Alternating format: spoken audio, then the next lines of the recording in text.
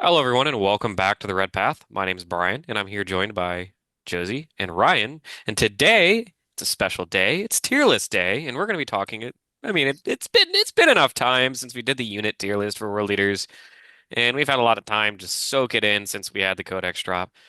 So we can just dive straight into our basically our uneducated and terrible opinions about where we think different data sheets rank up against each other within our own Codex. Josie, how you doing? I'm doing great. I am looking forward to getting abused online for my opinions about the Color of Skulls. What about you, Ryan? I'm usually just getting abused by Brian for being mid, so I'll just keep doing that. It's true.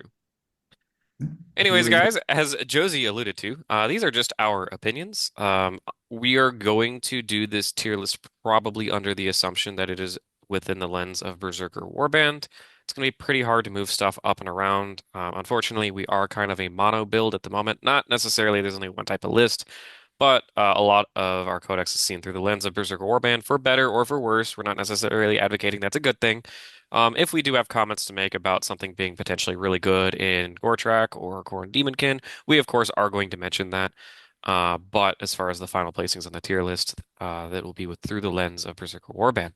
So I would say you guys should strap in, grab a brew, and we're going to get right into this tier list. All right, guys, I have now shared my screen. And as always, we have the most philosophical and well-written names for each of our tier list categories. We have Khorne's Finest at the top.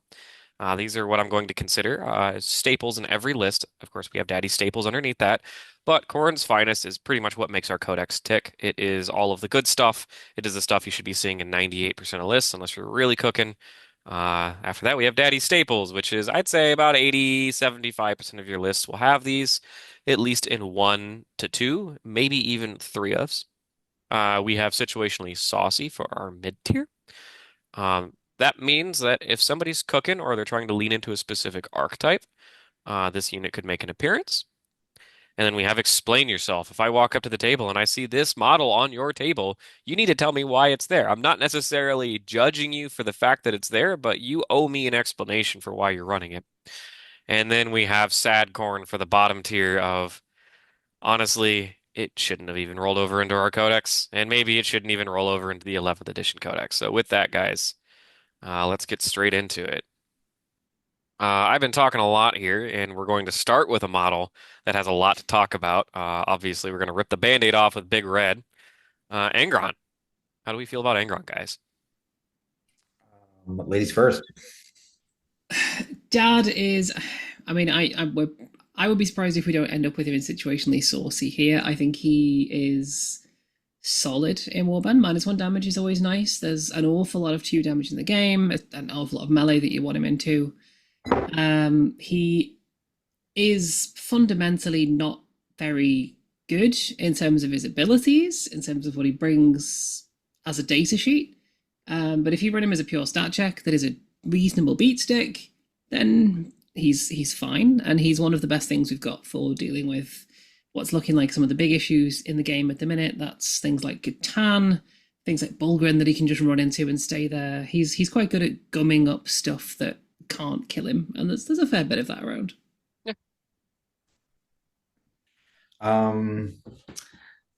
I'm the Angron hype guy. I don't think that's going to change in this video.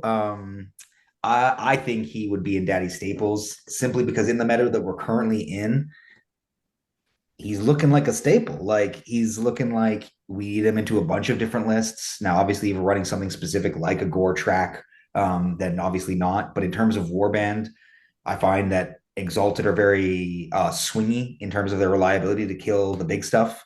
And when you look at what can kill big stuff, the list starts running low on as soon as you start losing some models out of your Berserker Warband and stuff like that. He does so much. I've had him on the table for 10 GT games in the last couple weeks, and I have not been disappointed at all. Yes, his rules are underwhelming, but I think that as a unit, which includes his stats and his damage potential, he has been pretty awesome. Yeah, and I can say through a lot of the testing that I've been doing and a lot of the games that I've been playing in the background, I am actually planning on going to a team event in about a week and a half, and I will be taking Angron to that team event, right? And I haven't written a single list for teams without him, and I'd even say I haven't written a list in singles without him. Uh, our opinions on him have been well documented on this channel. If you want to hear our rant about Angron, you can go check out the Data Slate review, where we were not too friendly to him. Um, as Josie mentioned, his rule set is kind of it's kind of watered down. It's not really all that there. The It's one thing that underwhelming as he hell for a Primarch. the one thing that he does do is he does hit very hard, and he sure does -1 damage very good. Is the best way I could say that. And in this particular meta, where we need to be worrying about killing Catan. We need to be worrying about how are we going to outvalue Sanguinary Guard, Bulgrin, like Dorns, all of that stuff that just needs to die on contact. We only really have one answer to that. I would go no higher than bottom of Daddy Staples, and that's because I'm upset that he's even up that high. It feels like that's the middle of the road option. He probably, but yeah, I'll Yeah. concede Daddy Staples, but if he doesn't end up somewhere He's at low the down, bottom of that. yeah, I'm not I don't moving him disagree an that he's at the bottom inch. of he's probably at the bottom of that too. Like I'm happy with the bottom of that. Yeah, I'm not moving him an inch. Next up, we have the classic Khorne Berzerkers, which received kind of a lukewarm response with the Codex launch, mainly because of the disappointment from them going from Strength 5 to Strength 4, which honestly was not really welcome for a lot of the other detachments. I know Gortrak, Demonkin, all of the other detachments would love Strength 5 Berserkers, but that's not what we have right now. We have Strength 4 Berserkers, and within the context of Berserker Warband, they're pretty much the same. They did gain the Surge D6 plus 2 and the Auto Surge 8 within Warband, which, in my opinion, makes them one of the best battle line melee units in the game. Like people are so hard on them for like no reason. You look at a like people like to look uh like cherry pick them versus like Black Templar Crusaders because Crusaders I think are the same thing except they get the bonus that they have 5 attacks period just out the gate. Berserkers are 4 up to 5 in Warband. But you're not taking into account that they also just have 2 other keywords strapped to them and have the option to be led by one of the best infantry characters in the game.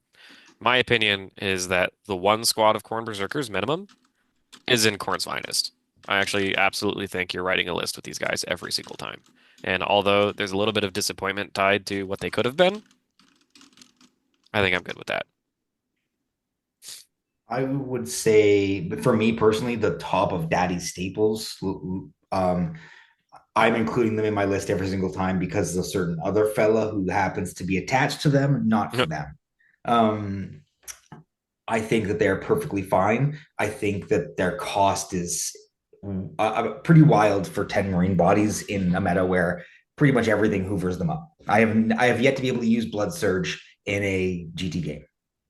Actually, that's not true. I used it once. My bad. Like like everything kills 10 berserkers. I just so the surge rule, it's basically it's so funny because when I think about their surge rule, I'm like, this is kind of like Angron, where like they almost don't even have a rule. It's just the data sheet. And the data sheet is the stat line is good, but they don't do anything other than that. And so There are I many think I times I think wish the icon did something different. Like, what if it was like the rubric icon where sixes are an extra AP? I think that um yeah, we're very hard on Angron for having underwhelming rules, but how many times has anyone really used the surge rule at a GT kind of thing? So I think that they're good. They do a lot of attacks and a lot of damage, but they will die just as easy. And 180 points for 10 dudes makes my eyes rain, considering how hard it is to build lists and get stuff in them for our units. So I would say top of Daddy Staples. I won't be angry if they're at the bottom of Khorne's finest because they do just it's wild what the stuff that they can manage to kill once they make contact. I think the first line you said maybe will allow me to put into Daddy Staples of we do take them so that they can enable somebody else. Uh, but Yeah. Josie, any additional thoughts? I'd put them in daddy staples. I agree. They are often a caddy for, in the same way that a lot of characters are a caddy for really good enhancements. Berserkers are often a caddy for really good characters. They are enabled by other stuff. They're not in and of themselves incredible. They are good. You'll If you're not putting at least 10, 20 in almost every list you build, there's questions to be asked, but that's not necessarily because they themselves are amazing. Right. Yeah. I think we would be remiss if we didn't mention the 20 man. Um, oh God, does that kill stuff? Like, holy crap. But at the same time, with a character, what is that, 465 points with no enhancements? Yeah, it's almost What you do 500 with points for Jugg that whole Like, I'm squad. just like, I can't defend the points cost ever. Like, I just can't. So, um, the 20 man does have a place. I think that if we're talking teams here, that has even more of a place where you can dodge certain matchups. But I think that yeah, the Khorne Berzerkers are very good in terms of damage, very bad in terms of survivability. And I think cost and too high. There we go. I did it. And it's almost like they pay the tax for what they could be at all points. Mhm. Like that's what Thousand Sons kind of ran to in the index time. So the reason why they're so expensive is because they're assuming that these guys are +1 AP and they are on the charge and they do have sustained hits dev wounds, right? And 180 points for that seems actually pretty fair. But in a lot of other detachments, that's not what they are. They aren't getting all of those buffs. They're just dudes with swords. But they're still absolutely, for what they are, one of the best melee battle line units in the game. Next up, the good old boys, Chaos Spawn. Actually, I think I'm gonna toss this one to Ryan because Ryan has had his Chaos Spawn awakening since he kind of just got back into the game. Tell us your I thoughts mean, on Chaos Spawn. I think like I'm not sure how I can feel that they're both overrated and underrated at the same time. I would put them right up into the Corn's finest, and we can argue about where they fit there. Absolutely wild in Warband. Just bonkers good for 90 points for the speed, the damage output, the versatility. Like you don't have to use them as damage pieces. But the fact that they could just go pick up 8 Marines is astounding. Um, I think that they're inconsistent for offense. You don't want to count on them for killing stuff. And I feel like people get too lost in the fact that just because they can, that means they go and should. Um, I think they're a toolbox that just lives on the fact that they're insane movement and they require something real to kill them. So they basically just win the trade war based on that. They force something that's valued higher into them that you can then come out and kill, which would threaten your other stuff. So I think that they're very good for what this faction needs desperately is a way to initiate a trading set scenario where you cannot immediately lose it because all of our stuff is insanely expensive. I mean, there was a point in time when they were what? They were like 70 points, right? Right out the So, gate. Was it They so were 70? jealous. somewhere around there. They were so cheap. It was like 70, 75. Yeah, And there were, I think, well, back when we did this tier list, I think it's in the same order of the data sheets roughly. They are our first Corn's Finest or S tier, whatever we called it. Saucy. yeah. Um, uh, they do everything as Ryan said. They are action monkeys and they are damage pieces. Should you rely on them to win the game for you to go kill 5 Marines? No, never. Never will. I will never go turn 1 to go kill 5 Marines unless I have other motives too. Like if you draw like Storm, I'm not counting on them to go get Storm. Will I still go send them and probably try to get lucky? Probably. But will I be upset that they don't? Nah, it's Spawn 2d6. I've rolled my most common roll on them is 3 for number of attacks. It really feels like that I never roll the 7 or better. But they're really good at being supplemental damage, right? If you're unsure if 3 8-bound are going to kill a squad of 10 Marines, if you go 3 8-bound and 2 Spawn, you're probably killing the squad of 10 Marines, right? That's what I see them for. That and move blocking and just that turn 1 threat range projection is really nice. Yeah, they make your opponent play the game in a different way. If you don't have Spawn on your list, in any detachment, arguably, you're probably not building a very good weldies list. But in Berserker Warband, especially, if I see a list and it's not got at least 2 units of Spawn, if not the full three, there are questions to be asked. They're incredible. Curious to say, every list I build starts with 2x2 Spawn, but it eventually turns into 3x2. Eventually, I find a way to fit the third one. I love how Josie made basically put them into explain yourself but the reverse. Like if you don't take these, tell me what the hell you're doing. Yeah. Like, Well, I think we're off to our first explain yourself, maybe. no, that's lower. That's Lower. lower. That is the worst data sheet in our book by a landslide. I'm so mad at By it. raw data sheet, I'm so mad at it. the Helldrake exists, so At least the Helldrake can move block. Like, what is this thing doing? Nothing. Like, I hate it so bad. I'm way too emotional about how bad they made the wing prints for us this entire edition. So it's maybe an explain yourself if I wasn't even keeled, but I'm saying sad corn because how can you make this amazing looking model with all this conversion potential that people probably have some beautiful winged demon princes, and you just keep giving it ass rules? And the fact that the EC wing prints came out before our codex, they were like, you know what? What if we did that, but not at all? what if we just didn't do that? This is like getting your What if homework we just copied, but didn't do they this? didn't follow the instructions, right? Yeah, 100%. It's just horrible. I keep wanting to use him, and then I'm like, but he's not got good damage, but he's not got good rules. Like each time I want to use him for one thing, I just keep looking at like, See, wow, he just lacks. my problem with him is he's like his data sheet's what? So he battle shocks you if you're at the start of combat with him, If he and battle shocks then any he unit like that starts an engager range with him, but there's no modifier unless you're below half strength. and then he So drops a baby grenade on you when he flies over you, I think, right? he Yeah, flies which over you and you he do, and almost yeah, never does. it's a grenade. It's a grenade if Well, he it's flies three over you. dice, right? I thought it's three dice. It's No, six. it's Oh, six it dice. is It's six? it's it's Yeah, grenade. Okay, it's so he does grenade. grenade you. So which is like not nothing, but the main argument I see for him a lot when people do like say that they want to play him is that, oh, you throw a glaive on him and you put him as an ingress piece. My issue with that is, yeah, now glaive isn't on something better. Like there's like five other things that would rather have literally every other character in the game would rather have glaive than Yeah, waste it on him. I would rather have a Juggernaut Lord of Glaive over this dude. yeah, So for me, the wing prints, when the codex came out, everything got faster. Almost everything gained a couple of inches of movement. And I think the winged prince is the single unit that suffered the most from it. Because previously the winged prince was 12 inches of movement. Now the footprince, who we'll talk about in a bit, moves 10. He is almost as fast as the old wing prince and offers so much more. The Wayne Prince at a AP2 base is a problem. Obviously, in Warband, you can make him AP3 on the charge. He could kill stuff, but he still only goes up to strength 10, which is not enough for dealing with heavy stuff. He doesn't kill a lot of elite infantry very reliably. He just, it's iffy. And the Battle Shock ability is always terrible. It's It does the it's not there. It's more like a cherry on top. Like it's like, oh yeah, like your opponent goes, how many attacks do you have? And you're like, wait a minute, I'll check the app real quick. And you're like, wait, hold on, I have another rule. That's what it feels like.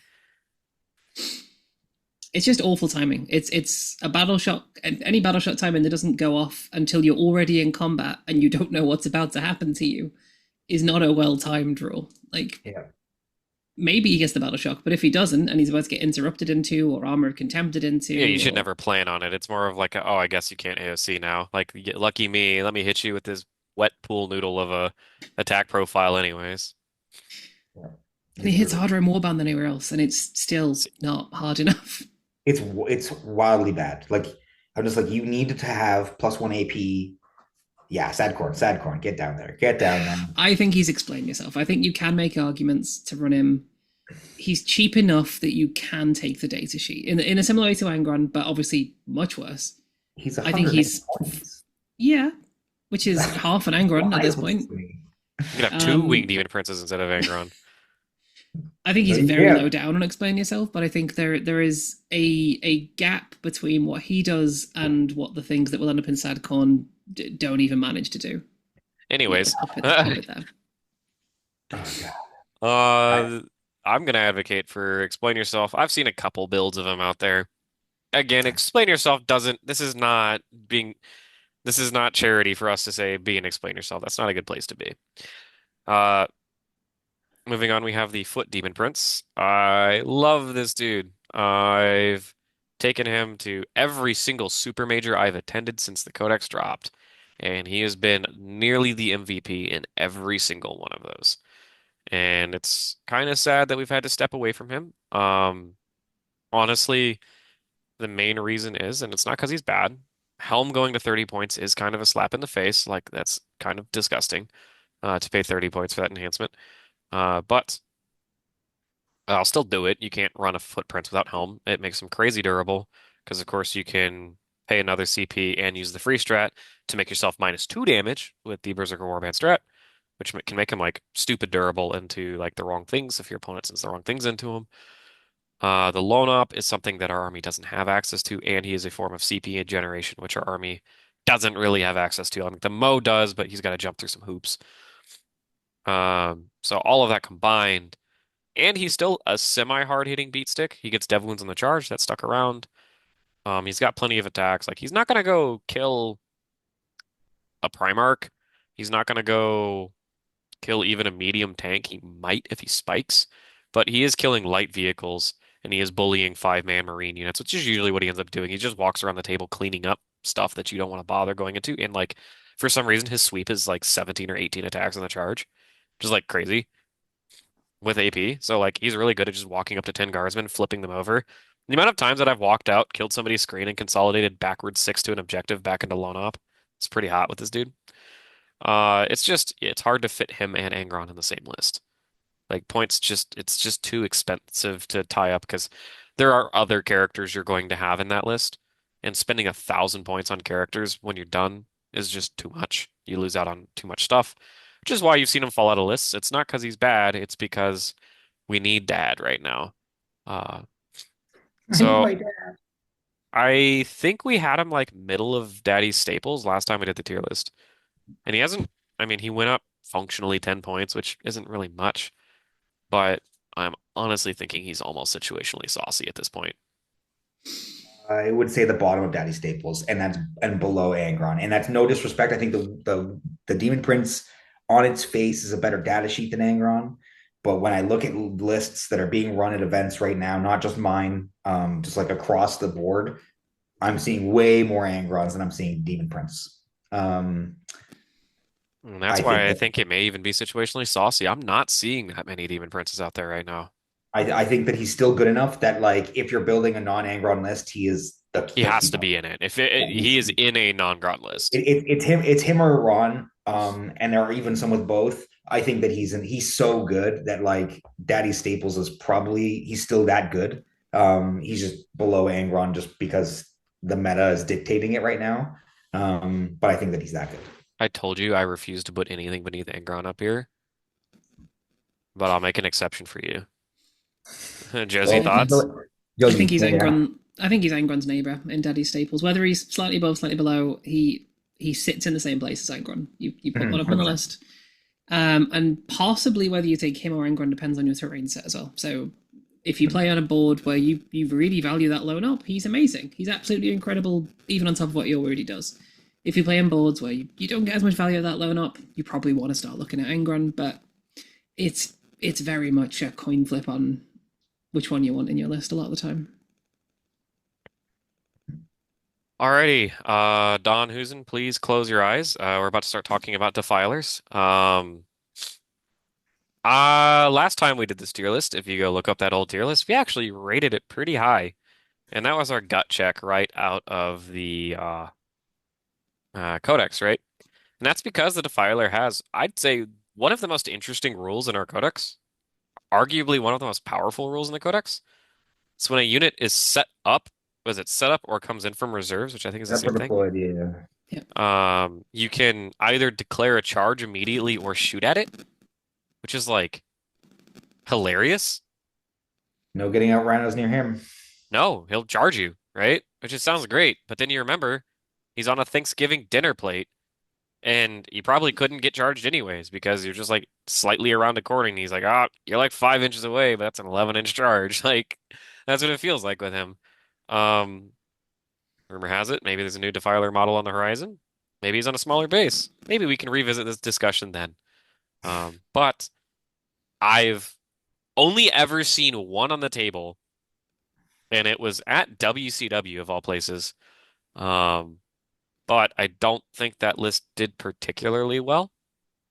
And that's no shame to the pilot, because I think the Defiler is straight up fighting a game with your hand behind your back. Fully agreed. I would not put it any higher than Sadcorn. It has a really interesting datasheet rule, possibly that might not even in our codex, one of the most interesting rules in the game. It's an incredibly niche but fun rule, and it's fluffy but also effective. It's great, but it just can't move around a board, and it doesn't matter how good your rules are, how good your melee is, if you can't ever get anywhere. I agree. Now, the real argument we have to have, Heldrake or Defiler. Oh, I think the Helldrake's better than a Defiler. If I Heldrake had is way six better than tiers, a I'd still pilot. have the If I Helldrake in its can't own use my one. model, yeah. If I can't use the model, what's the point? So, Heldrake, you can actually move around the board. They both do very I'm, little, but Heldrake. I'm disappointed in both of you. I'm not going to fight this one. Anyways, moving on. The Predator Annihilator. Funny six last cannon. No, it's not six. Five last cannon tank. Uh, I've literally never seen one on the table. I've seen a Destructor on the table. I've never seen an Annihilator. Josie. It's the worst of the two Predator platforms for me. If you want to take las cannons, you take a Landraider. It just kind of it doesn't do anything. It gets its state sheet rule is fine. You can reroll wound rolls and damage rolls against the things that you want to shoot with las cannons, sure, but you still have to hit, and it hits on fours, and it's just not good enough for me. Five last cannon shots hitting on fours means you're probably, knowing me, I'm going to hit one or two times. And then I never trust a las cannon to do anything after that. Yeah, exactly. And the data sheet rule for wound rolls, three of your five las cannon shots are twin linked anyway. It's a nothing burger even then. Is it three of five? I thought it was just I thought the sponsons are rapid fire, aren't they? No, the squad No, aren't rapid Is it fire. the, hold on, I yeah, got, the it's twin been las so cannon. long since I've looked at this data sheet. I actually need a second. The The main gun is one sponsons. shot rapid fire two, so it's three shots within Oh, okay, 24 that's what it was. I inches. know it added up to five. Yeah. I just There's no scrolled right rapid fire on the past it. They sponsons. don't even No. bother giving us a red one uh on the app.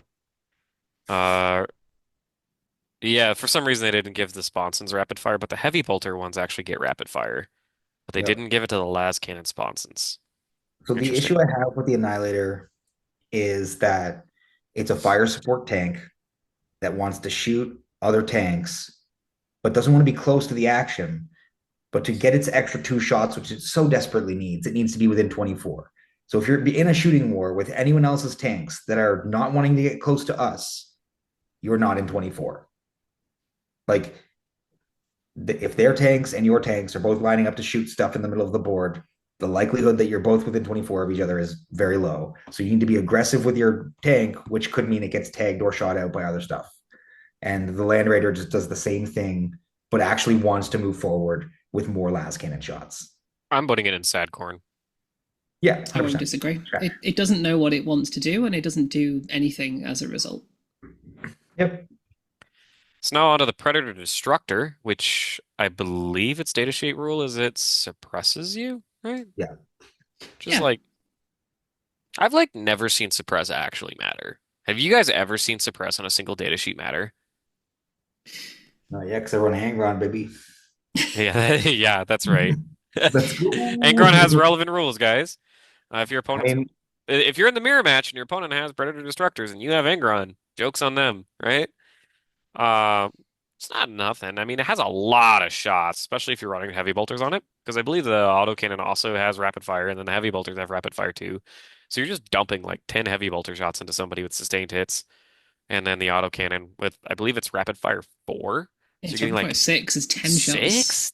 That Yeah, it's six?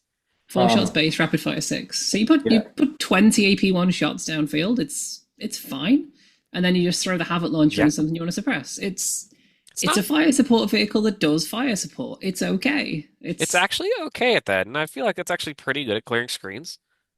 But the thing that I hate about it is just that the AP1 is like not, it really hinders it. mhm. Most of the things you're thinking about shooting at with this thing, like infantry, is probably in cover anyways.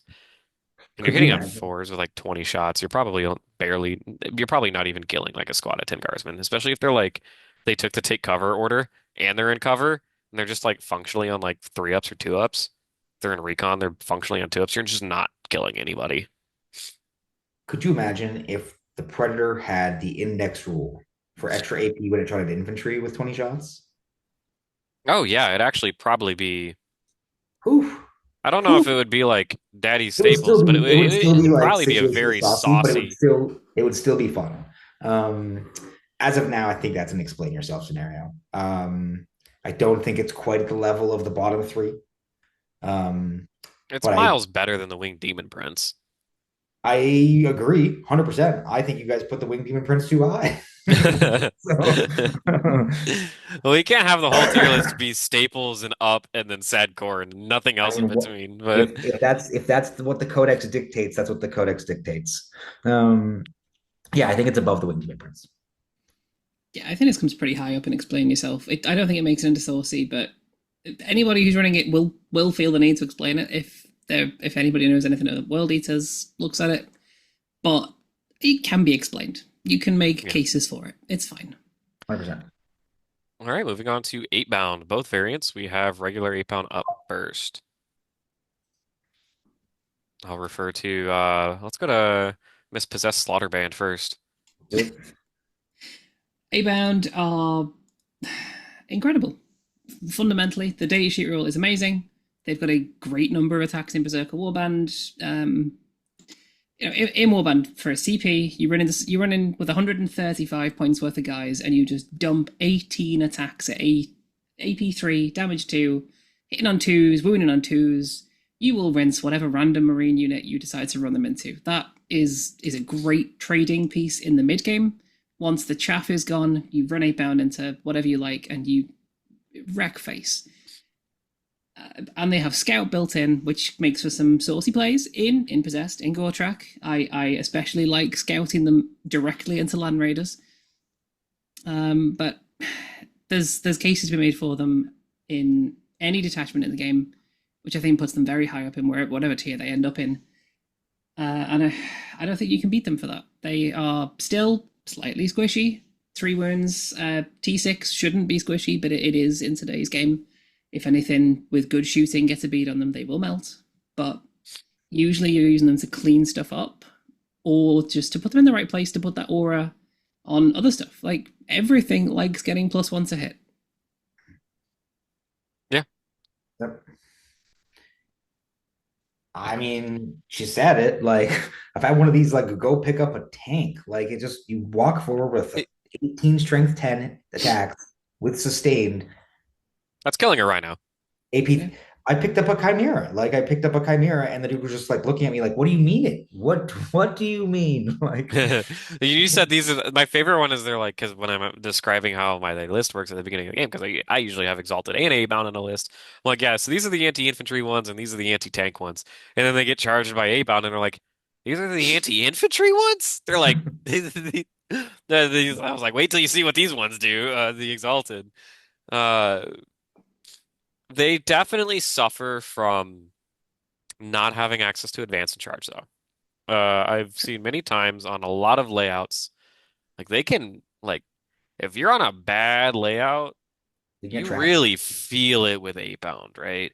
Because move Mhm. 10 is fast, but not fast. Like move 10 is pre-measurable. Your opponent can say, I'm going to stand 20 away from you, enjoy your 10-inch charge. And you're just like, well, that sucks. I'll kick a rock.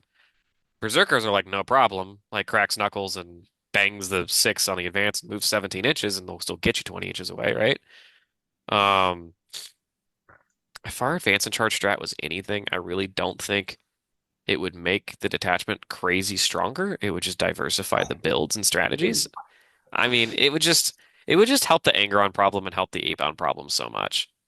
Um, And that maybe that's me getting a little nitpicky, but they're solid. They just really feel their pain on open layouts way more than like Berserkers or some of the other things that we've talked about would. Yeah, they're a unit that has to be countercharge. You can't just Yep. rely on them to be your front line. Nope, they yep. just won't. And that's coming from Mrs. Possessed Slaughterbound. I was thinking the same thing. Whenever I've used them, they're basically a countercharge unit. They sit mid board and they're just like step into my world because the second you do, it's over for you. But Yeah. they're not going to hunt you down in your own deployment. Like that's not happening. Does that make you sad, Ryan, from Index? It does, but like it's way healthier for the game. Like You don't like ending the game on turn two? I played a GT game at Berry Bash where I charged someone with I think it was five different 8 bound units at the top of one, Yeah. and it was like you're dead now. Like it's over for you. Like I'm so and there was nothing they could do. What was supposed to do about it? Like they couldn't really deploy back any farther. I'm just like whatever. So yeah. Anyway, I would they're great. say they're probably top of Daddy Staples for me. I think that they're solid. Even towards Worlds, I was actually only taking one of each squad in my army. I felt like I used them as for me, they're like the fourth unit of spawn, which is kind of they were cheap enough to consider trading, and usually exactly what Ryan and Josie are talking about. The spawn would go out, initiate the game, they'd countercharge a spawn, and then these guys would walk up and hit whatever hit the spawn, right? Then after that, your opponent has no trash left. Your spawn plus the 8 bound have cleared all the trash. It's just up to Berserkers and the Demon Prince to play the rest of the game, and then you're exalted. But I really found myself slowly cutting down on the number of 8 pound I have in an army, and I'm really not afraid to run none or even one. Right? I don't Yeah, think they're auto include by any means. yeah. I want them to be. I really do. I love 8 bound so much, so much. I like when I was looking at Josie's Drive to Unlive variant where it's just exalted and no 8 bound, and it was like, yeah, like it didn't offend me in the slightest. I was like, yeah, okay, fine. I think they're daddy staples for sure. Probably. The question in my mind is, are they above or below Khorne Berzerkers? I think they're below Berserkers, I think Yeah, honestly. they're, I think they're right I did below say top of Berserkers. Daddy Staples, but I'll probably revise that. Uh, I think they're right below Berserkers, and that's through no fault of their own, other than the fact that they just don't hit it hard in the other detachments. And in Berserker Warband, you can absolutely skip them if you need to because you want to use other stuff, and it's not a massive detriment. I think they're really, really, really strong, but I don't think that they're like a must take.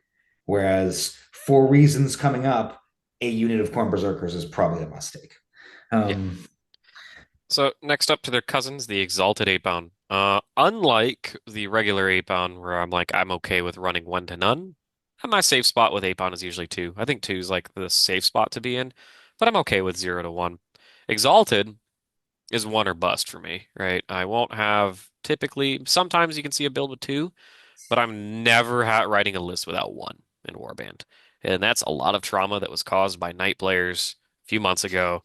Ryan, you dodged the most toxic meta that we've ever had to go through. yeah. Imperial Knights, Chaos Knights. Think about what they have right now, but add like a whole nother big to the table. Mm, That is what they had on release. And Angron was bad, and Exalted didn't kill anything.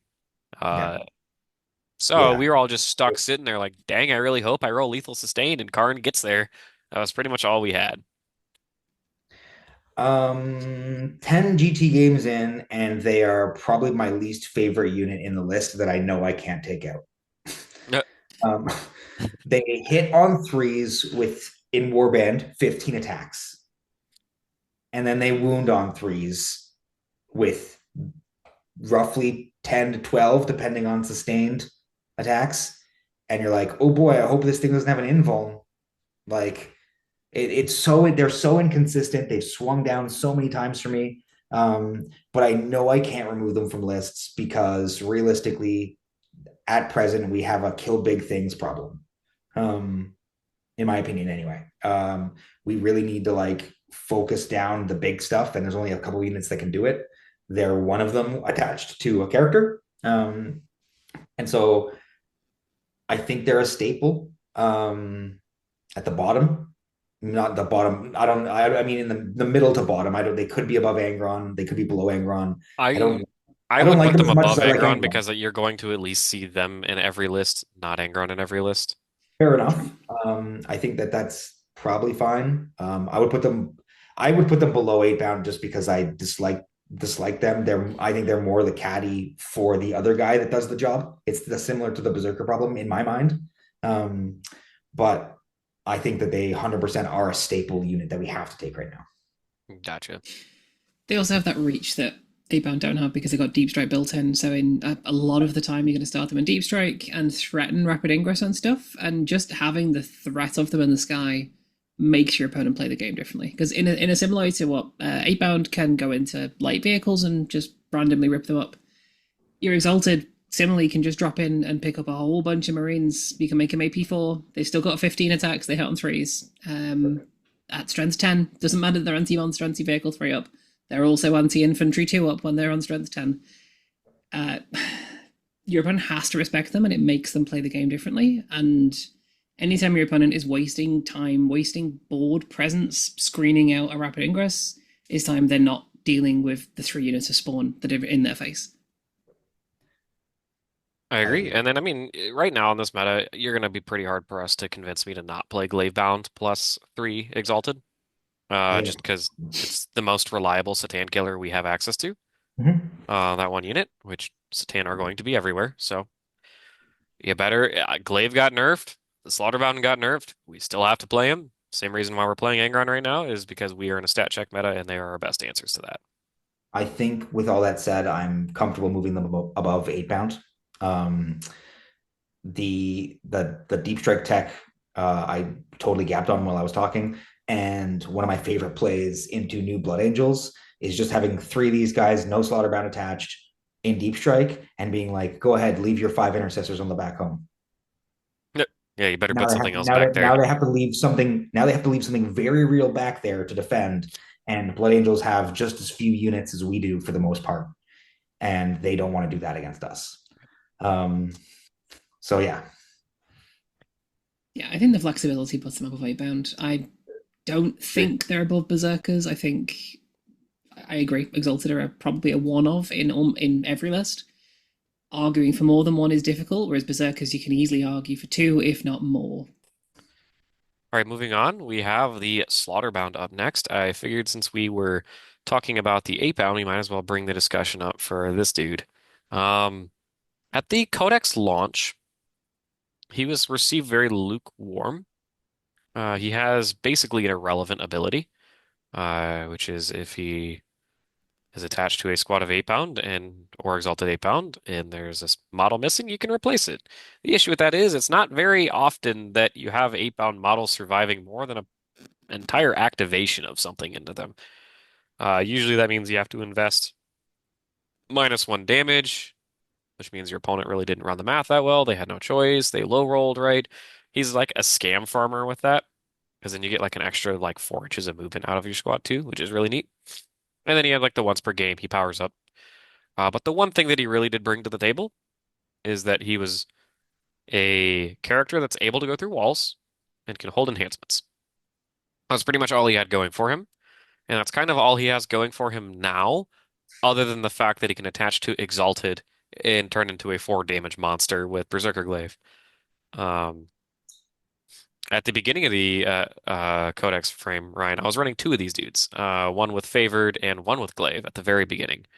And then that turned into just one with Favored, and then they were dropped, and then now they're back with Glaive, and I don't like it, but I have to have one because Satan players can't behave themselves, and we have to have something that can put them in their place. So here we are now, and I'm really confused how to feel about this model because I want to like it, and I also want to hate it because it has reasons to hate it. It has a lot of reasons to hate it, but it's still probably the best enhancement holder that we have access to. it's so funny because I remember you guys talking to me about the models when I came back, and I was like, I think that this is guy's like kind of meh. Like I don't really like him that much. And this was like before Grotmus Slate and everything like that.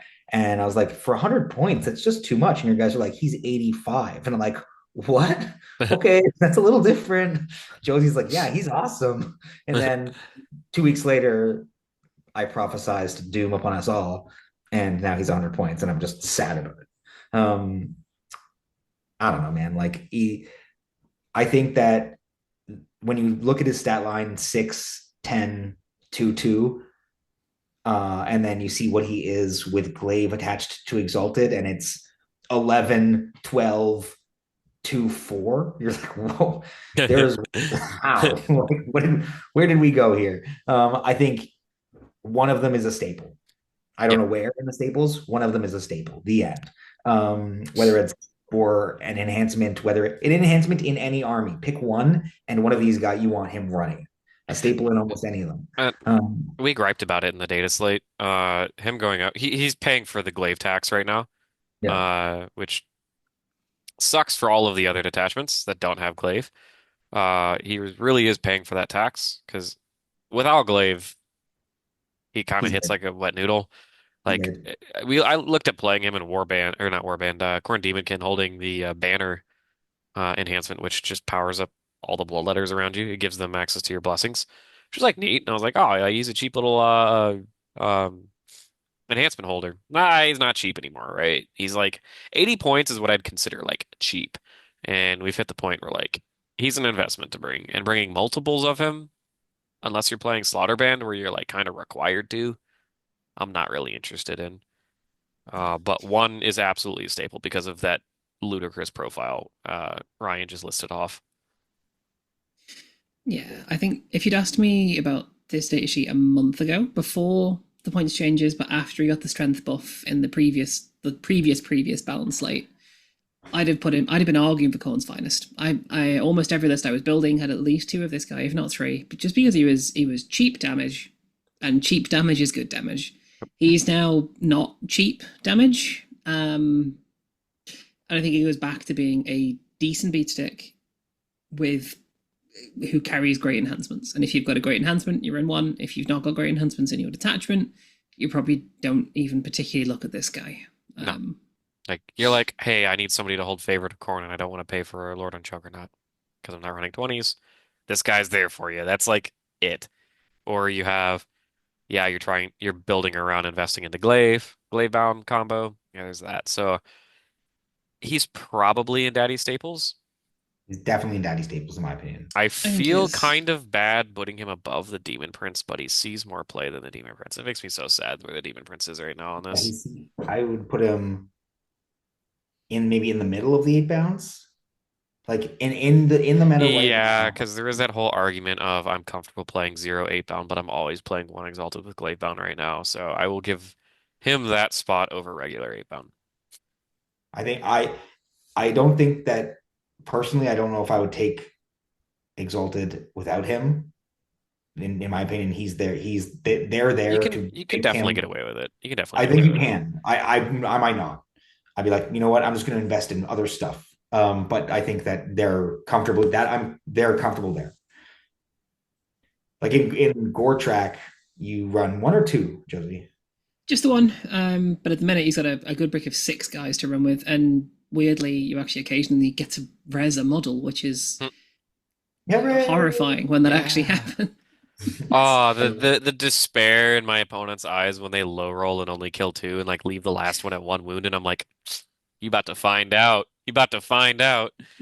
Yeah, I 10 GT games. I've never had him res a model.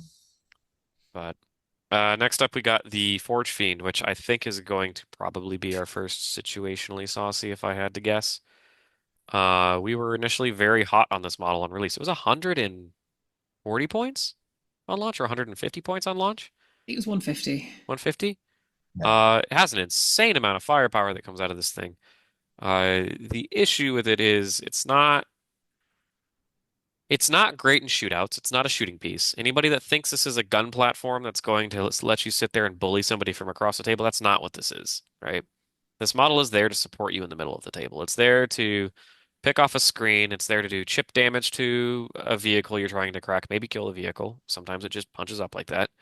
It's there to make sure that, hey, there's a Mortarion. I need that Mortarion to just be a little less healthy before Kharn and 10 or Angron commits to it, right?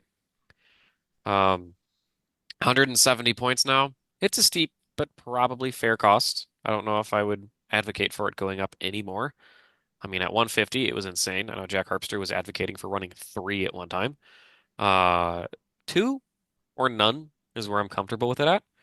But I'm seeing a lot of World Leader lists that have taken them out completely and have been very successful. I used to advocate a lot for this dude. I've played him again. I think I've played Forge Fiends in every single major I've attended. and they've been pretty good throughout all of them. There were games where they were pretty much dead weight, which happens a lot. When you get stuck on hammer and anvil, it doesn't matter that you're 36 inches. You're hitting on fours with 3d3, which functionally means you're going to hit your opponent three times, and then probably wound them once or twice, which doesn't do anything. Uh, so they're weird because they can feel really bad on the wrong tables, on the wrong missions, and the wrong matchups, but they can single-handedly shift a red to a green into something like Blood Angels or Custodes, right? Which is crazy for them to be at. I also think that weirdly, I think scintillating also might be a really good spot into for them. Overwatching screamers that try to set up stupid nonsense, and all of a sudden they're just like, "Wait, my shit doesn't work anymore because my unit got clapped." It's actually really funny. Which, yeah. Um, this is one's hard for me because I run them at one of the DTs of the two, and my God, did I love them so much. And I'm quite positive it was the Red Path dice, because when you roll fours, they're real good.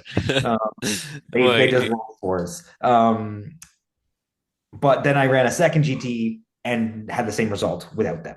Like it was 4-1 and 4-1, and I didn't have them the second time, and I don't think it would have changed the results if I had them. So situationally saucy, obviously the top of, I would totally be comfortable with Daddy Staples. I think they're insane. I think they're incredible. The profile of 10-3-3, being able to yeet old thunder hammers at people is wild. Like that is an incredible stat line. One of these in one of my test games into Tyranids picked up a Swarm Lord from full to dead in an activation. Like you're just like, cool, this can happen. But at the same time, like you said, it can also kill two cultists, and you're sad. yeah. So, yeah, I don't. How do you feel about Josie? I think they probably end up in saucy. So I don't play a lot of Berserker Warband. And if you're not running Berserker Warband or Khorne Demon Kin, Forgefiend ends up in Explain Yourself for me. It's a very hard thing to get the use out of, but in Warband and also in Khorne Demon Kin, I can absolutely understand taking a few. One, well, I will say 2 or 0. I haven't built a list with any in myself for the last 6+ months now, but that's because I'm not running Warband. I'm running other stuff that needs other units in the list. In Warband, they're fine. I wouldn't put them in staples. I think you No. very often see none in a list, and none in a list doesn't hurt it at all. No. And yeah, and like I said, there's matchups where they will swing the matchup wildly in your favor, and there's matchups where they will do almost nothing and be straight to be a liability, right? Because you don't want to reveal them because they'll get blown off the table immediately. So you don't show them, so which means they don't play the game for 3 turns, and then they pop out later after your army has already been getting wrecked. Yeah, So, I'm down uh, with the top of saucy. and I will. It's still a fantastic unit, fantastic data sheet. Situationally saucy doesn't mean it's bad. That just means that you're cooking if you're basically leaning into that archetype if you're going to play it, and that's a perfectly acceptable thing to lean into. Next up, we have the Helbrute. Speaking Um, of, speaking of saucy, let's go, Josie. Talk to us. Hit us Ah, with the nonsense, Josie. changed my I mind. This model's mid changed my mind. this model is mid. It's not amazing damage. What it is 120 points, and at the price cost that it is a staple for me. It's toughness 9. It's 2 up armor. You just jam that thing into people's faces, and in a similar way to how Exalted from Ingress force people to play the game a certain way, Helbrute does that to the max. People will bunch up never around board edges when a Helbrute is around because the pinball wizard might just decide to come rolling into them. And I think if you are prepared to spend a CP on them every game, if you're going to put it in reserves and ingress it, if you're ready to spend that CP for ingress, it will never trade down, in my experience. It will always just run into something and bully it. And I think they're a staple. Certainly outside of Warband in Gortrak, they're absolutely a staple. In some other detachments, less so. But even in Warband, you can. I've seen lists with three of them do very well. Warband is the only place where you can run a Helbrute with a Scourge and not feel like a complete fool. Yep. Um, but even then, the hammer goes to strength 16 in Warband. The fist goes to strength 14, and at that point, it's wounding anything in the game on threes. The hammer goes to what, AP 4 if you spend a CP. The fact that the AP strat goes for the entire phase means that it can just pinball its way around the board. Maybe this is just GW trauma for me, right? Because most GW terrains have formats, Ryan, and you've seen the horrors that I have to play on. If the Helbrute is somewhere, it is likely somewhere a Rhino should be instead. So, and the Helbrute doesn't move crazy fast. And for all the same arguments I had about 8-bound moving 10 and not being fast enough to like clear no man's land, 9 inches is not fast enough to clear no man's land, especially when you have to walk around a wall. Well, good thing you're playing Gore Track, you can go through walls. Or if you're playing any amount of Berserkers in your list, they have to be in transports, they have to be staged up. You can't afford to have Mr. Waddles in the way, right? And if the pinball goes off, it goes off. Cheers to you. But most of the time, that's because your opponent didn't actually know what was in front of them. And they find out while it's going off through their whole army. And once you have somebody that knows what it does, they're going to respect it and they're going to one tap it the first chance they can. I think the terrain argument is an important one. It is a lot less valuable on GW than it is on WTC boards. Even on UKTC boards, there are some amazing staging points now for Helbrute. GW, you can definitely struggle to get it into the right places to get the value. Yeah, it can be it's horrendous on GW. Yeah. I think the Rhino argument is good and not good at the same time, because I don't think that it wants to be the same place that the Rhinos are, simply because in my opinion, I'm only ever using this as an ingress threat. Agreed. I don't Agreed. I don't think that the Rhinos are ever going to be where you're ingressing to and then walking. See, but now we're ingressing it, but we already have the glaive bound that is trying to fight for that spot. So now you see that's it. It just keeps. I think Saucy is where it's at. I think Goretrack, it's incredible. I think it fights for placement with. I'm not sure, but I might rather might be insane, but I might rather a Helbrute than if Glaive somehow didn't exist than Exalted, because I've been suffering so much with Exalted just not killing shit. Honestly, if Exalted never got fixed, that might be a very valid ingress threat at the moment because similar to Angron, it'd be the only thing we have. Yeah, so I think that it's Saucy for sure. Probably, in my opinion, below the Forgefiend, since I think that the best singles list right now runs Forgefiends, in my opinion, especially if you're running GW. But I think that's not to shade on the Helbrute. I was talking to Brian last night actually, and I was like, for 124 points, I can't see how this thing ever trades down from Ingress. Exactly what, like literally word for word what Josie said. I was like, I don't understand how you lose value. Now I'm also famous for saying points don't matter once you hit the table. So realistically, does that matter if he doesn't trade down, if you lose a valuable piece? I'm not sure. Realistically, I think that I haven't used it yet in a GT setting. I would like to. The fact that I would like to means that it's probably Saucy. Yeah, I think Saucy's fine. I wasn't going to advocate for anything below that, but I will not stand for staple. Fair enough.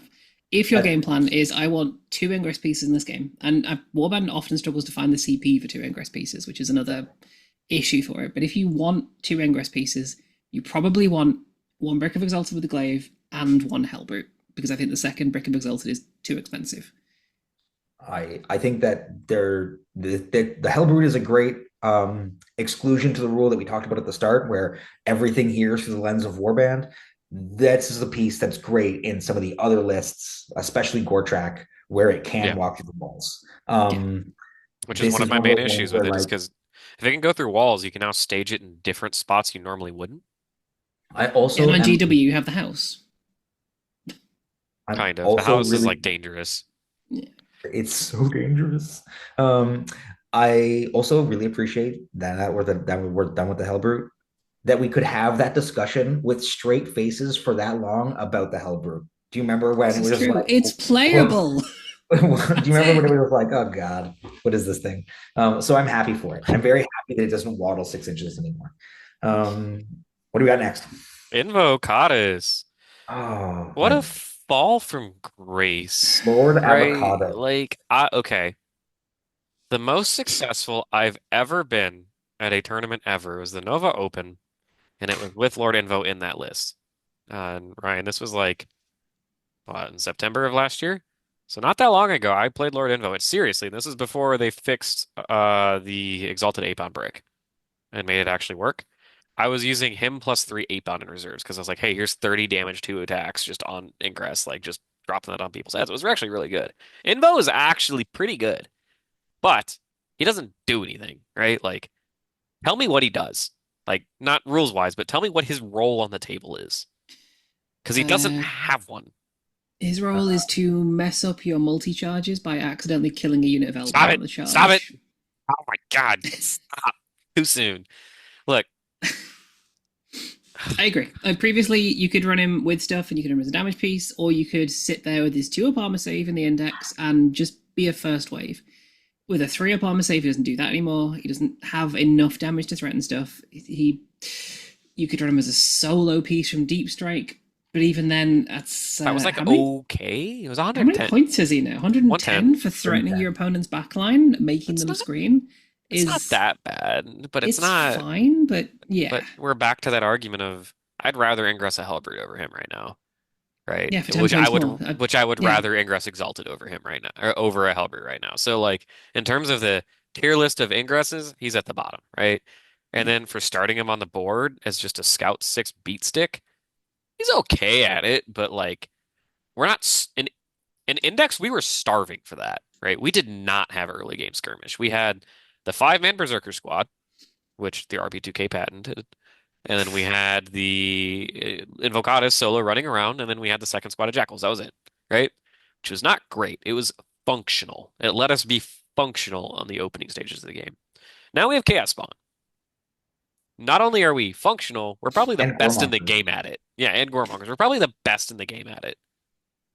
Um, I think that Avocados is probably one of the models that hurts the most, maybe in the game, from not getting his own rule when leading. If he could just have his own rule, just like on his data sheet, like I can also move through walls And because he functional went. fly, because he has like ninth edition fly. He can jump over you. I wouldn't even care if they didn't if they like if he had that as well, great. But like literally it's the what's the walls thing that's a problem for him because they went from move 12 to move 10. And that might not be a lot of inches.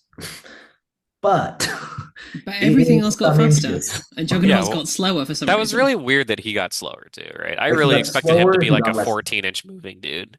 Yeah, he got slower and he got less durable. He didn't But get any like, less killy. Like but he's fine killy wise. He picks up the stuff that you want him to pick up for the most part. The problem is just he just doesn't get anywhere and he doesn't give enough, in my opinion, to the unit that he leads because 10 inches also isn't enough to properly use his old school fly. You have to, I forget where it is mathematically where you have to start to actually get over the unit, but like you have to be really close. You have to be It's like five very inches close. away or something. It's crazy. Yeah, it's not like you're not using this if you are in a unless you're in a brawl. and I'd And say then of course, if you're in a brawl, then it's like crazy. You can obviously move through the ball and be somewhere else. But cool. But by that time, couldn't you have just killed everything anyway if you had a different leader? and I I'd don't say know. the most common use for him is to lead a 20 man right now, and it's for multi 20 man skews because he gives them deep strike, so you can go rapid ingress. Here's a 20, but like, Um, tell me how to screen your 500 point unit harder because I will because I'm just gonna. if Yeah, yeah, that's I I would mean, rather run more Juggernaut Lords than yeah, him. and he doesn't give the KBs 10-inch move, they only have 8. So now it's true. like you have to advance to like, yeah, really, it's just anyway. He's I think that he's the top of explain yourself. I would be more accepted to see him than a Predator or a Wing Prince, but I don't think he's anywhere even near saucy. rest in peace. I think I put him below the Predator, honestly. I Okay, would, no, no, I no, would, no, no, no. I'm not gonna let you disrespect him like that. I ran him at a I super would, major. I did good with him. I'm I leaving him wouldn't fight here. you on that, Josie. The fact that I wouldn't fight her on that is I think enough said. I'm putting my foot down on that one. Yep, with my fair So foot enough. down as on long that as one. he's in explain yourself, I'm happy. But he can't go any higher than that. Yep. It's so sad because his current rule set is actually fine. It just doesn't fit into any list build. You can't be like, I'm gonna run him to do this job. He just doesn't He'll be back in do. 11th. Don't worry. Yeah, he He'll doesn't have a probably role. he'll probably be back. All right. Okay. What do we got? All right, next up, guys, we have our cultists, starting with Goremongers, which is actually pretty hype unit release. We got them as a kill team this year. Nobody saw that coming, especially after I don't remember they came before the Slaughterbound, I think, right? Did it They go came them then before the Slaughterbound? Codex. They were the like Yeah. they Yeah. were they Yeah, I were remember there was that brief stage of Index. I got to play one event with it was a GT. I got to play a GT with Index and Goremongers. All that was messed up. Not being able to get scout blocked and just delivering six Exalted 8 bound to your opponent's deployment zone. Be like, oh, I won the attacker defender role. I guess that sucks, bud. And I just put these guys down. I'm Oh, that so was sad so that I missed good. that one toxic period It was of like three Warhammer. weeks. It was like three Yeah. weeks. Oh my god, that's brutal. Um, They're pretty all right. I wouldn't I wouldn't be upset without them in a list. But I also would be very happy to be able to upgrade Jakhals to them, right? For me in Warband, and Josie also has other opinions on this, but t kind of my opinion, but like expanded, is that I think you're wrong if you're playing a World Eaters list without two squads of cultists minimum. I just straight up think you're wrong because you're not screening your backfield and you're not able to contest things like Zangors and Poxwalkers in the middle of the table, or Guardsmen, or Catachan, or whatever, because Chaos Spawn can't be trusted to kill anything, right?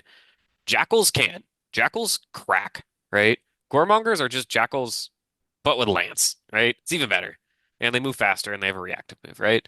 So ideally, if I'm building a list, I want one of each. But if I have two Jakhals instead of one Goremonger, that's fine, right? I'm not gonna cry over it. I think Jakhals are situationally better than Goremongers. But I have a high opinion of them, but I don't think they're auto-include by any means. I also have a high opinion of them.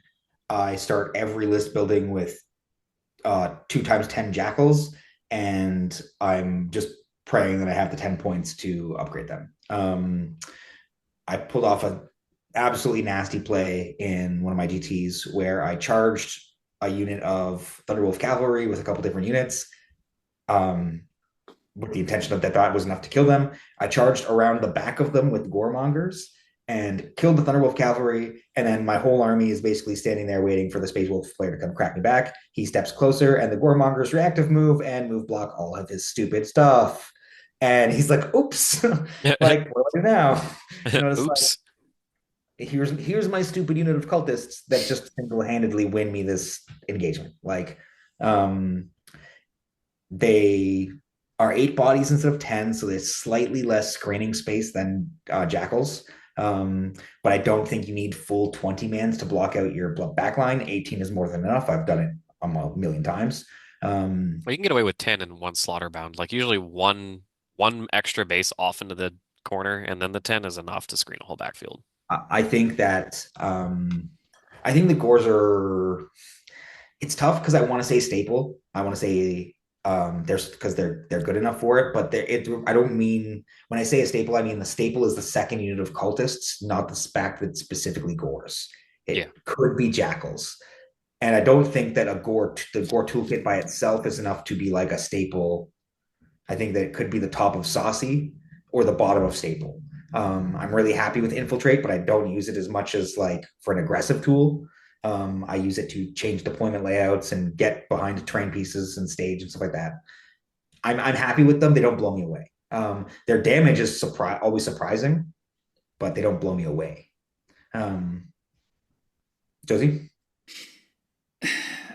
I think Goremongers are probably top of Saucy for me. They are like Jakhals, except you lose the damage too, but you gain player skill. You can do stuff with them that you can't do with anything else in the book. Absolutely. And in Berserker Warband, they're what? They're strength 5. You can make him AP1 with Lance. That is good damage output, and it is surprisingly good damage output. Yep. I would have struggled to argue for them in a lot of lists before they got the points cut, but the points cut now differentiates them from Spawn, which was the big issue for me previously, is that they were almost Yeah, the same cost as like Spawn. 80 buy points. Were they They were only 85? 5, yeah. Oof. They were basically identical to Spawn, and Spawn did most of what they did better. Now that they're cheaper, they compete with Jakhals rather than with Spawn, and that's a much better place for them. Hmm. Yeah. But I still think I agree. I think you run at least 2 squads of cultists, and the second unit of cultists that we're about to discuss goes in every list. These guys don't. Hmm. They're so good. Jackals are so good. They're so good. Yeah, next up, Jackals, guys. Guess And where we're like, putting them? Guess ca- where we're putting them? guys, it's just Jackals. If you just detach, just get over the fact they're a cultist, right? And we're gonna hype them up so much right now. And you're gonna be like, wow, they're just gonna win me games by existing. No, no, they won't. Not even close. Don't say that because What they will Preston's do is still find good. any other trash unit in the game and beat it up in the alley and steal its lunch money. There is no like dirt tier unit in the game that wants to be caught alone in a dark alley with these guys. These guys run the streets. They are crazy. 30, it was like 32 attacks just base at strength 5 in Warband. And then there's a handful of 2 damage attacks added sprinkled in there. And then you add like an 8 bound standing nearby. They're +1 to hit. You add sustained hits in there. So they're basically hitting on 2s at that point mathematically. And then And you give hit. them dev wounds, and then they're just suddenly like, oh, there goes like 3 custodian guard, gone, just poof. And I'm like, sweet, got them. Wild, absolutely And wild. and don't even talk about the heinous stuff you can do in Cult of Blood with them. Everything I just said, but give it full rerolls. Just Um, And they're amazing in Warband because, as you say, they will beat up trash so reliably. And at that point, your opponent has 2 choices. Either they shoot the Jackals off, in which case you sticky an objective, or they let the Jackals live, in which case they sticky the objective. They present your opponent with some really difficult situations in Warband, and going to strength 5 means that they will absolutely shock your opponents consistently. oh yeah. what happens I've if you give them Lance, Josie? It's pretty good fun. It's yeah, pretty good fun. I had a dude kill it was he killed some spawn with 3 flawless blades and he was like, "Oh yeah, this is gonna be my objective for the rest of the game." And there were like 10 jackals around the corner just like sharpening their lead pipes. I was like, "I'm charging you and I'm giving them extra AP." Blew them straight off the table. Yeah, Right. easy. They easily punch up into most like 100, point units. Like I would expect them to win a fight with Sanguinary Guard if they charged, right? Like, Oh boy, do I have a story for you. well, tell us the story before we place them.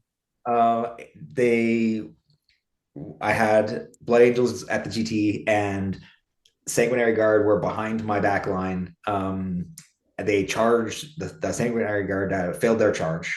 Sad news. So the Jackals go in and to defend their home. And I had a unit of 8 bound nearby. I basically based up all the Sanguinary Guard and then touched one of the other guy and then based them just so that the 8 bound couldn't base the Sanguinary Guard but could get within an inch of them. So he couldn't fight me with 2 dudes. And then I charged Kharn and 10 into DC on the other side of the table and put Gores into most of the DC unit, and only like a couple models were touching the DC. And I was like, okay, I'm going with the Into the Death Company first. Would you like to fight on death? And he's like, well, I've got 2 units that can fight the Khorne Berzerker unit. And then he goes back over the Jackal, the Sanguinary Guard unit. He's like, I can only kill Jackal. So I'm just like, you're just going to get based up. And then the 8 bound don't kill the unit, but the Jackals go next and just wipe them up. No. Yes. It's like, and a cap. It was Sanguinary Guard and a captain. Like it was Oh, like gone. I was like, cool. Like it was like the fact that not only can they do the damage, but they also enable you to do combat tricks. They enable you to yeah. stick your home objective. They enable you to like the stuff that you can do with the amount of bodies that do the amount of damage is silly. I think straight to Khorne's finest with us. I think you've heard enough of us wax And, poetic about Jackals at this point. and this is a nice self plug here for the Patreon workshops. Because I actually do go in depth into some of the combat tricks you can use Jackals for. Jackals are what enable us to maneuver around other melee matchups efficiently, right? That's exactly what Ryan just said, is exactly what we talk about and I demonstrate how to do. for combat tricks to keep your opponent from interrupting. Literally, his opponent was like, "There's no point in me interrupting," and that resulted in him netting a 200 point plus unit trade and keeping another unit alive on the table. Yeah. So can't speak highly enough of them. I don't know if they go above spawn. I probably don't put them above spawn, but but The we fact that are. it's an argument is enough for me. I think we are getting to someone that can have a better argument for that. Next up is Kharn the Betrayer. Move him up right now. Why? We don't even need to talk. He's Like the best data sheet in the book. That's it. every list, all of the lists. Like I don't know. All of the detachments, even Demonkin has started to be like, you know what? Maybe the Solo. strength 4 Berserkers are okay and are just running them in Demonkin, right? I saw Demonkin lists that were just running solo Karn. Like, Uh, what's I had fun happening? doing that for a little bit. I mean, he dies, spawns bloodletters, starts back up, keeps going. That's always really fun. The list Uh, of things that he's killed in my GT games is astounding. So, and I mean solo, not like with his boys. I mean just him. Like, stupid. Frankly dumb. I think that he's amazing. I'm probably always bringing 10 Berserkers, and like I said before, it's not because of them. yep. Um, give this man rerolls and watch him go. Give him more wounds. Give him 20 more wounds. That's what that is. How can we make Kharn last I mean, longer? that's exactly what we were doing in Index with the Glaive Mo. It was just like, we got to give him more wounds so he's still around. Um, yeah, ever like Drive to Unalive, obviously. Gore Track for those of you who uninitiated. Um, and Berserker Warband, Khorne Demonkin, anything. So Probably not yeah, possess Slaughterbound. I think that's the only place you wouldn't be able to afford him. But Yeah, but even in them, like you could make a case. You can make a case in Cult of Blood. You can make a case in Possessed Lordband for running Kharn plus 10, just because that unit is still. I mean, Kharn's what 100? Is it 110 or he's only 140 now? 100. I think he's only 140. 100. 100. 280 points. It's affordable to just chuck that into any detachment you've got. If your list can afford him, great.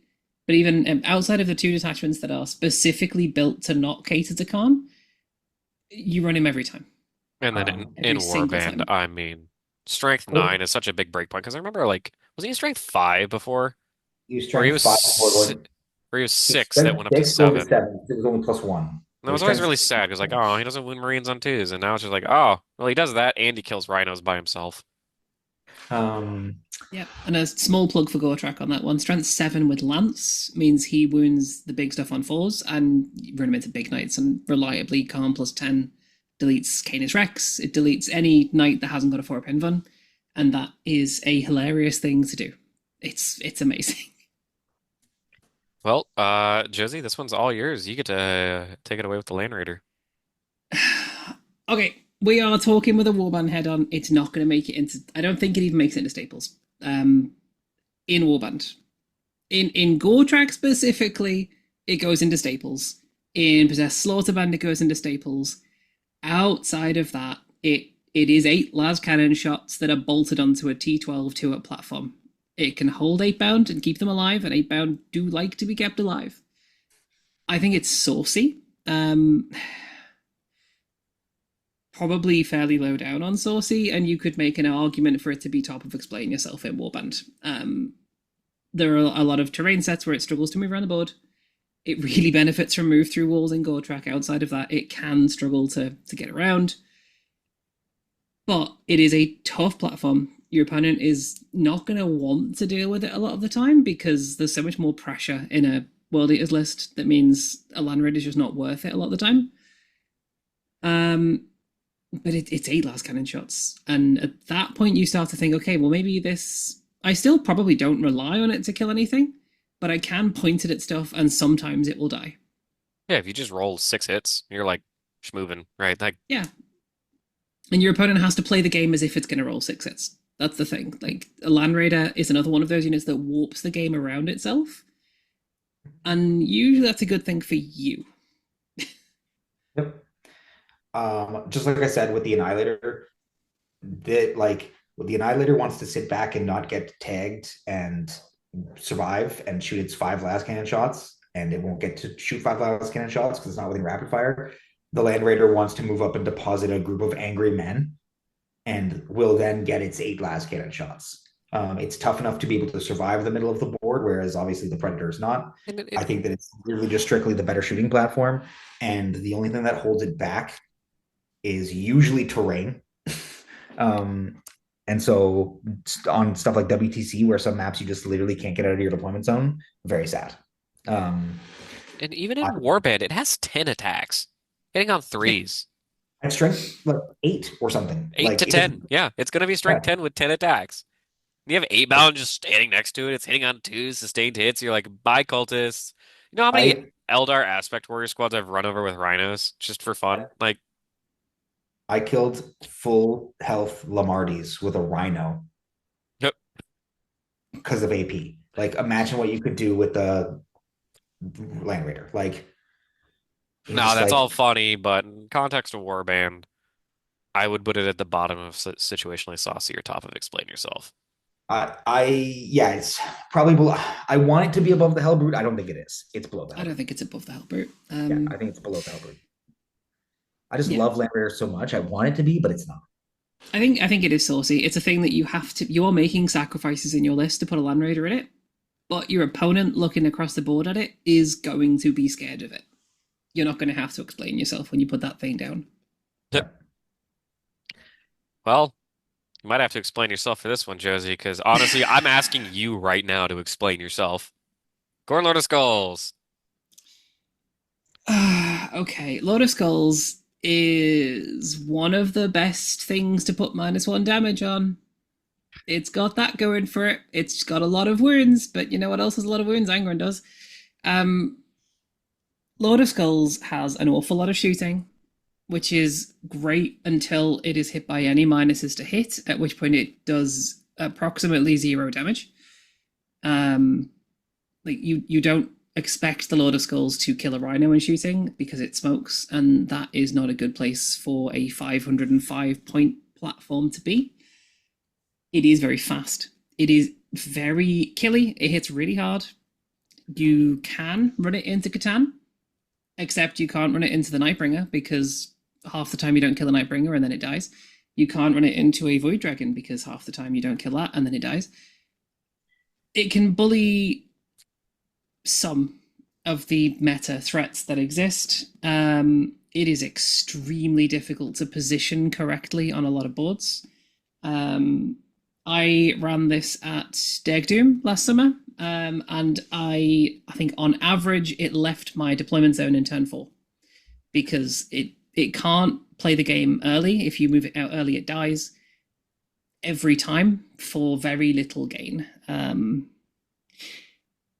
I said the Landraider, you make sacrifices in your list to put a Landraider in. A Lord of Skulls, you sacrifice a quarter of your list. And at that point, it's 20 Berserkers in a character and change.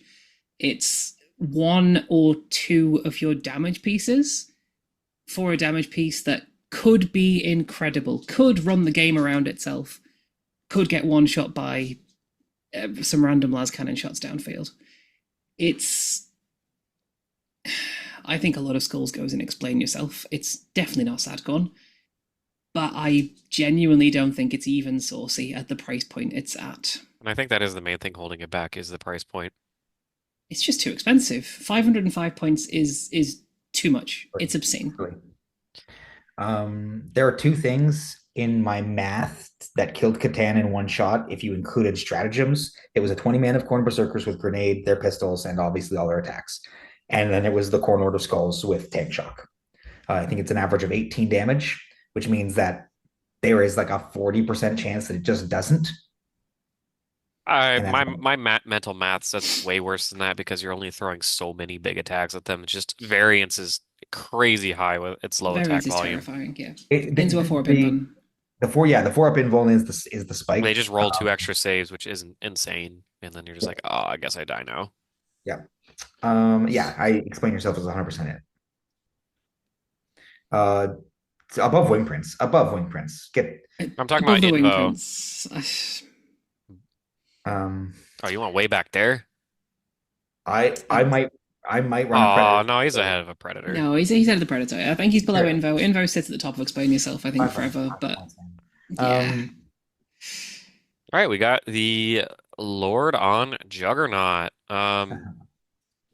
I'd say one of the worst 100. Is he 105 points? 105 points, right? Is that guy 100 or 105? 105, 105, yeah. Yeah. Yep. I think one of the worst Um, 105 point characters in the game in terms of its points cost, like points per value. Like he's pretty good, right? He's still 12 attacks at damage too, and he still gives pretty relevant abilities to Berserkers, but he's part of that equation earlier that Ryan was talking about that adds up to a 500 point unit once you throw an enhancement on him. Because, I mean, all of our enhancements are very good. You should be throwing enhancements on things whenever you get the chance to. I ran him at Worlds with a 10 man. I really liked it. Him going up points is inconvenient, and I'd still probably consider playing it. It just seemed like the 20 man should have gone up points. Would have been better for the health of the Codex, but this is where we are. I really wish that he was AP2, but again, he's probably getting punished for the fact that he could be AP2 and they don't want him to be AP3. Um, I don't really know how to feel about him, right? Because like if you're playing 20s, which are pretty common still, you have to play him. he's it's the reverse of the Kharn effect for Berserkers there. You take 10 Berserkers to be with Kharn. With this guy, you take him to be with 20 Berserkers. You don't take 20 Berserkers because of him. You're taking him simply to enable them to do the movement that they need to do to get the places. It gives them the +2 movement and a 3-inch engagement range, both of which are awesome. Like when this unit hits, holy shit. Like it's picking up 4 different things and it's fine. But if it gets hit first, it's a very sad time. Yeah, I think that he's situationally saucy because your only situation that you're playing this guy is if you're taking 20s. I would put him at the peak of situationally saucy because like you are officially taking him if you're playing You are 20s. taking him, and 20s are at a legit teams build. That's fair. I would put there. Yeah, I'm fine with that. That is fair. The Jugg Lord is one of those weird units that I genuinely have almost no opinion on because you do not run him outside of Berserker Warband because you don't run 20 man Berserkers outside of Berserker Warband. I Hey, haven't. hey, don't disrespect Arch Slaughter Vessel's Juggernaut Lord that way. I will disrespect that entire detachment. Never mind that unit. Aw. Yeah, he's a really he enables a one specific play, which is a very good one specific play in one specific detachment. I guess that would classify as situationally saucy, right? Yeah, Next up, we have the Master of Executions, which, at the end of Index, honestly, this part bugged me so much. 135. 135, an insane price point, but we slammed that and played it every single time, right? Bro, it just had 7 attacks at 822. Like, what were we doing? 135, looking back on that, what were we doing? But Fights first. That's what we're doing. oh sure, whatever. Now they hand that out like it's candy. Not to Um, us.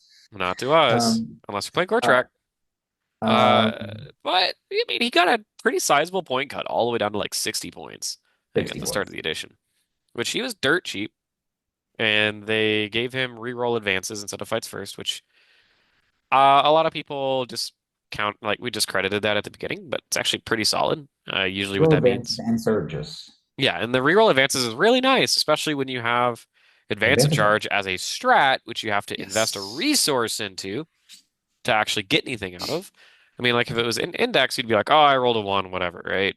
Well, now it's like, oh, I paid a CP and now I rolled a one, right? Oh, good thing you have this guy. You can reroll that advance. So you can rely on him to consistently roll the 4 to 5, right? Because you get to reroll it.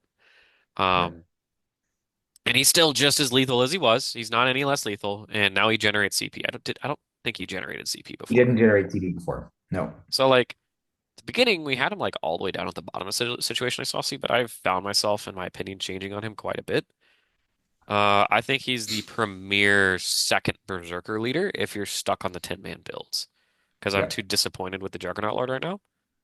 100%. And It's points. It's points for the like you just cut 60 point. You're sorry, I guess it's 45, but you're cutting 45 points out of your list to have this guy. and he's Yeah. probably the best Berserker Glaive holder after the Slaughterbound.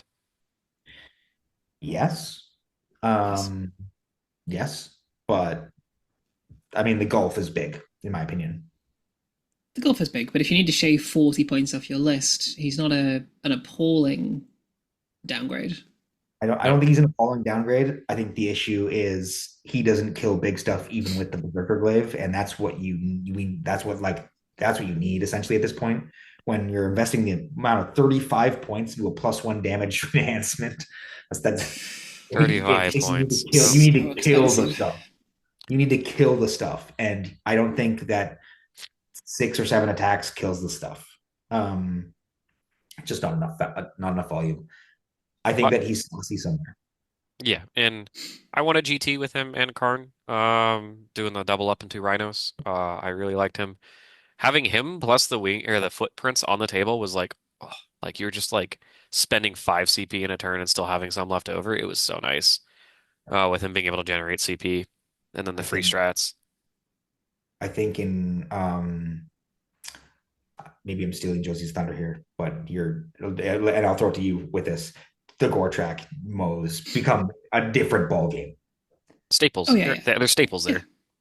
there. In Gordrak, he's possibly in Khorne's finest. You get one brick that has fight first. You get one brick that makes a Rhino scout 9 inches. That is hilarious. Never ending. Wonderful things from him. Out outside of that, in Warband, I think yeah, if you're taking a second Berserker brick, you're taking it with a Mo. You're never taking Berserkers naked. You're rarely taking Berserkers naked. Yeah, I'd say You want to that's spend the like the 60 least points that's from the him. least likely way you're ever running them. Yeah. So um, I think he's either bottom of Staples or right at the top of Saucy for me. I don't think he wiggles into staples. He's not common to see in lists, but he does show up and it doesn't not make sense why he's there, right? You could definitely justify his spot in a list to me. I would have him under a Forgefiend though. I He's don't. I think somewhere in Saucy, which, oh wow, we're ending up with him back here again. But um, so much disrespect to the dude, but it's I put him like the higher than that. I Forgefiend put is him at the wild. very top of Saucy. I think just for the fact I that don't I don't think he outside edges of out the Warband, you run him everywhere. I don't think he edges the Juggernaut Lord out. I still don't. I think we gotta keep the Warband lenses on right now. And I think that the Juggernaut Lord probably edges him out. And as Josie was saying, I mean he's probably up here for Gore Track. Yeah. But Okay. still an improvement from where he was. Oh, we're getting there. Only 3 more to go. Next up we have the Maulerfiend. Which is like very confused. Like he had his moment in the sun for the Codex. Like what? He has like 9 attacks, and in Warband he gets an access to an extra AP. Um, we were running magma cutters on him finally. Ryan, you finally won that argument, even though you weren't here. Um, You I was know, always in that agreement, by the way. I no, I was gonna. Oh yeah, sure, whatever. I used to be on Team Tendrils, but he was the hero we needed, and the hero we had when Exalted weren't there to save us. And now that Exalted are there to save us, I ask, why do you include this over Exalted ever? Why do you include it over a Helbrute? Okay, don't disrespect the Maulerfiend like that. The I'm not Maulerfiend's disrespecting him. I Why? It's a very reasonable question. Helbrute's Or 30 points Helbrute cheaper. has more attacks if it gets to activate twice. Oh, come on. We already put this conversation down. Nope, we did. I didn't. I'm Anyway, willing to put him beneath the Helbrute, okay? We don't need to bring up the Helbrute definitely beneath the anymore. Helbrute. He probably isn't explaining yourself at this point. I think he's an explain yourself. He's one of those units that you can throw into things like a Catan and do very reasonable damage. Yeah, he is actually And one of our better answers for Catan, but like, yeah, Huh, it's like 7 average damage. what about the Like other 4 games at that GT you have to play? That's my answer to you. it's not even good into Catan because of the same issue that the everything else has, the 4-up invo. Like, oops, I made 2 extra saves and now I do absolutely no damage. Yeah, but you lose a Maulerfiend instead of an entire Khorne Lord of Skulls now. I'm not saying that the Corn Lord of Skulls is the thing, but I just don't think that he's a good answer for Catan.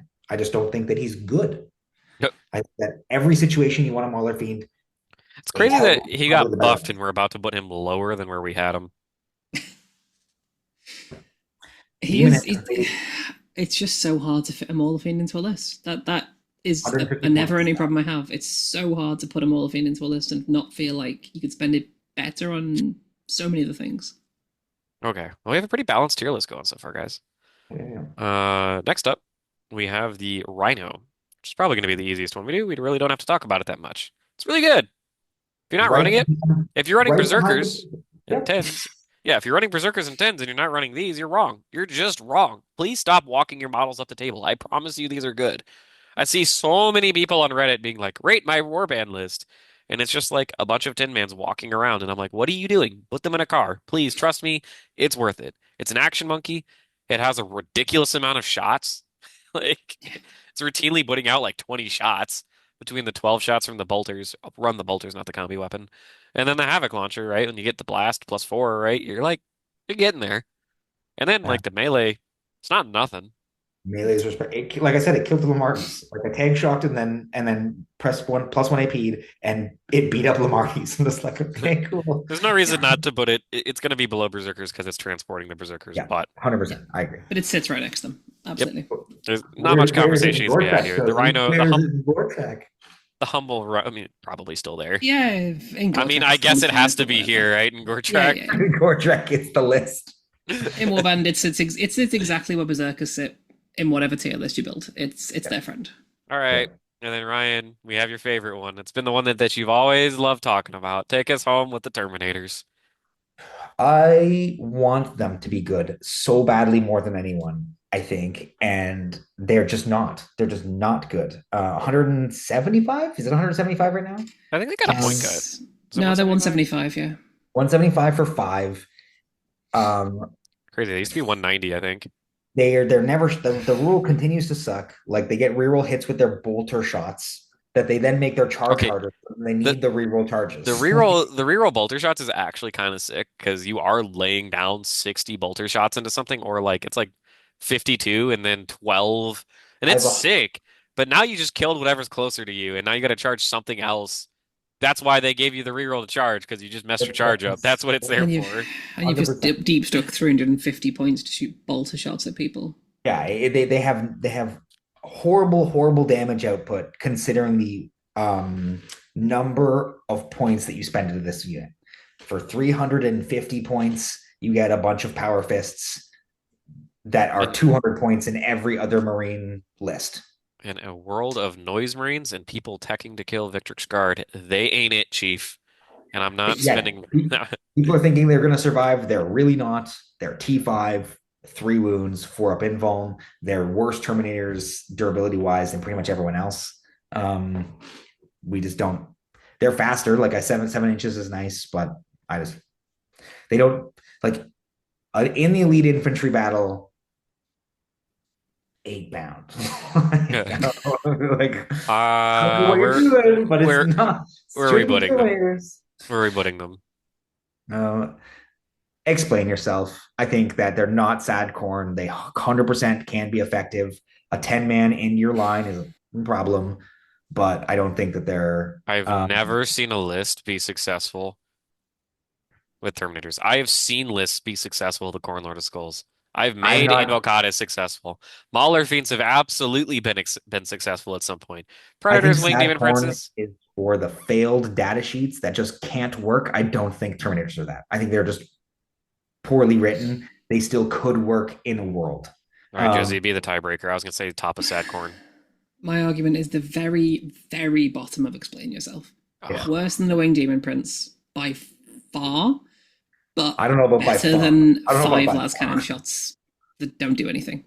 They at least I, they go to the right place. They do a thing and then they die. I They would never get their actually value. I would argue that they're better than a Winged Demon Prince. You've No, got I'm not more giving you that. wounds. No chance. They're basically more wounds, harder to shift because different models with 4 up invuln, more attacks. Like it was like they're just. I would rather deep strike 175 points of Terminators than 180 points of trash with wings. Dirty, angry bat. Chill, chill. So mad. You've at got him. him in to explain yourself. I'll give you that much, but he goes nowhere above the bottom. He is. It's not good enough. All right, guys, Terminator. looking at this one last time, is there anything that we would move around?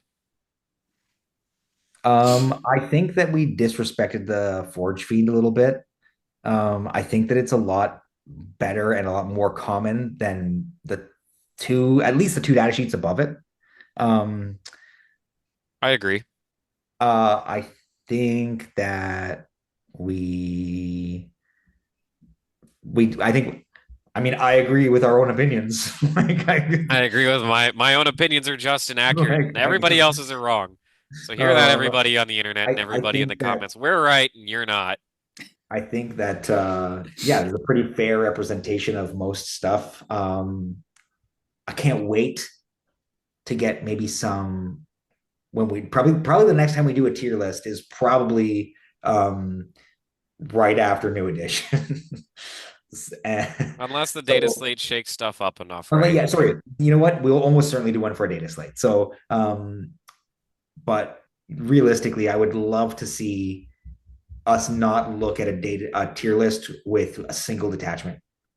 That's what I would love. But I think that's just a different argument. Because this all moves around in different ways with different attachments. Yes, Um, and unfortunately, Khorne Demonkin has its own thing going on. All of the yeah, Khorne Demons have their own places. Honestly, you can't go wrong with most of them. They're all pretty solid within Khorne Demonkin. You can make an argument for any of them. There's like no unplayable data sheets in there. Juggernaut Lord immediately goes up to like staples in there, right? Of course, Core Track we had plenty of conversation on. We'll shift a bunch of stuff in here. So if you guys are clicking here just at the very end to see what the results of the tier list is, please know that we gave a little bit of context to some other stuff. But yeah, like I said, we try to have a little bit of fun with this one, guys. Of course, all of this is in good humor and good faith, and us just doing the best we can to uh, provide our best educated guesses on where we think the state of the Codex is. So, real quick, I'll give a couple more plugs. Ryan mentioned earlier that his Forgefiend rolled hot. It probably had something to do with the Red Path dice. We do have access to channel dice now.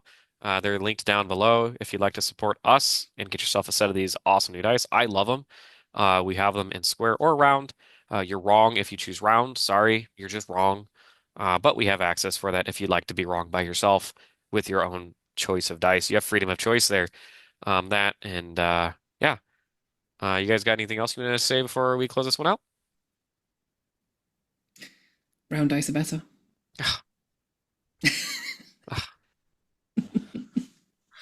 we're gonna need a tier list on dice. Yeah, we're gonna have a dice tier list for the next one. Josie's not allowed to be um, there. oh wow, get blocked. Man, I uh, I think that I'm really I have another GT coming up. And I'm still struggling with what to play, and this tier list has helped me exactly zero amount. I, I want to be like, oh, I want to try this, I want to try this, I want to try this, and it's not all fitting. So I think you know what it did.